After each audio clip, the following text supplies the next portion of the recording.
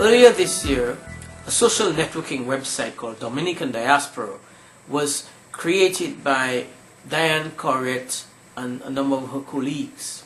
Recently I caught up with Diane and I began by asking her what was the thinking behind the creation of the Dominican Diaspora website.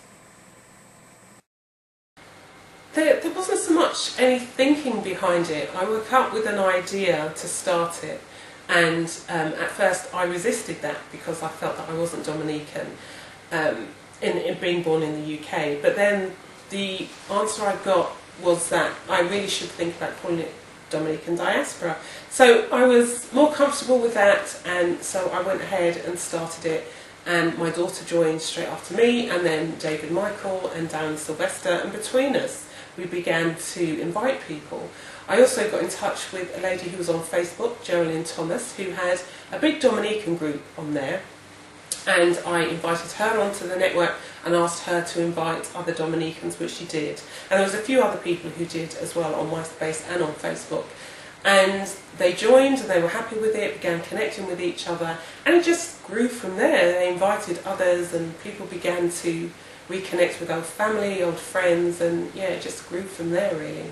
So there was no purpose behind it, there was no thinking. I just woke up with the idea and I went ahead and did it. Okay, I noticed on the site that you were also reaching out, allowing like the users freedom to just connect and set up their own groups and stuff like that. But I noticed you were also trying to engage the developmental / commercial, sponsorship thing, people advertising the businesses or things of that nature. Can you speak to that? Yeah, I think it's so important when you're a community to, if ever you can, to buy from your community. So as soon as I set it up, I knew I wanted a business area where businesses can come on and promote what they do. And that's what happens, so people go on there and promote. There's also the opportunity to advertise too. But also people get to share their poetry. We have a really active poetry group on there. People get to share what they write, they get to share their creativeness, and we have a number of musicians on there sharing their music, and of course we can all go and buy that music. So it's been a way to promote the singers and the artists and the writers and the business people who are based across the world, and we can all benefit from buying from them if they sell something that can be bought online. Any sort of sub-initiatives or spin-off initiatives? I noticed that is it the newsletter Uniquely Dominican?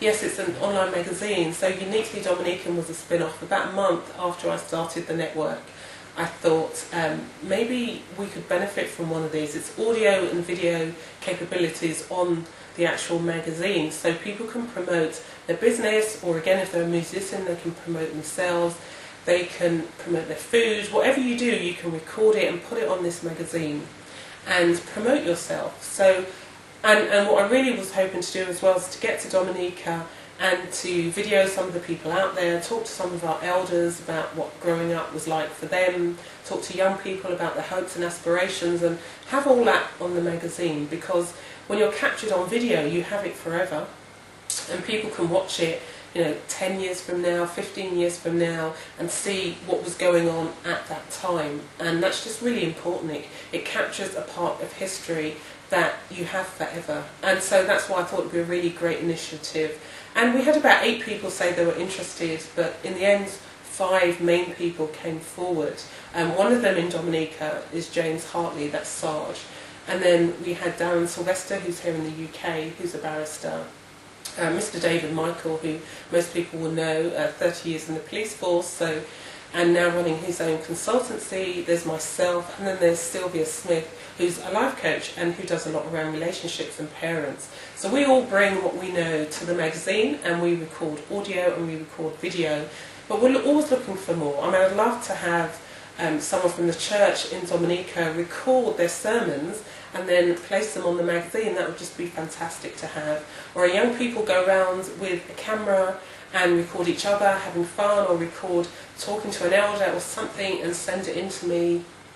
that's where I'm going with that over the next few years, and hopefully again it will become this portal that's online, available to the world, not just Dominicans, where we can promote our business and ourselves and our community and our heritage and our tradition. We know it does take some time. There's some other challenges. There's a question of financing. How is that playing out for you?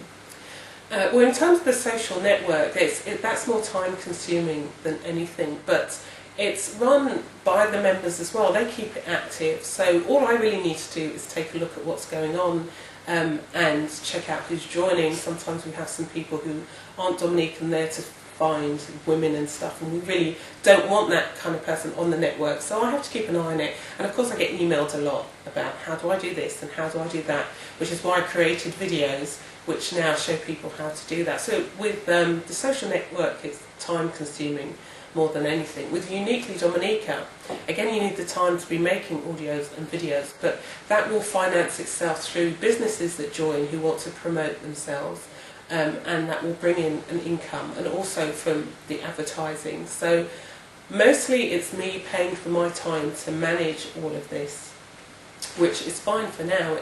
I have long-term aims, so that's cool right now. Can you give me some indices of success? The impact of the website? Yeah, the impact, one of the things I get when you look on my page and look at the comments on my page are messages that say, thank you so much, I've reconnected with an aunt or a friend, an old school friend who I haven't seen for 20 years, 25 years, sometimes even longer than that, and people that I thought I'd never seen again. So that has been the impact, which I didn't expect at all. And the other impact, I think, has been, for me personally, and hopefully for some other Dominicans, getting in touch with a tradition that I didn't know. I knew Creole, I can understand Creole, but I can't speak it. So getting in touch with people like Delia, who was willing to help us all learn how to speak it, and just stuff like that. Just the impact, really, it's just been so huge. I think I haven't quite got to grips with how much of a difference it's made.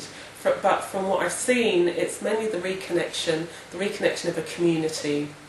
And we're a community that's in Canada and the US and Dominica and of course here in the UK, and we're all able to connect. I've made some great friends on there, and I know now if I went to Dominica or if I went to America, there will be people that I can connect with over there, which is just fantastic. And of course Canada. And when the network first started, we had 100 people joining every day, which was just amazing for the first few months. Right now, we're in August 2008, and we have 4,100 members, so that's quite an achievement in 6 months. And in the back office itself, when you go back to the part where I manage it all, and you look at the number of invitations that have been sent out, right now there's something like 32,000 invites that have been sent out, so the potential for the site to grow is huge.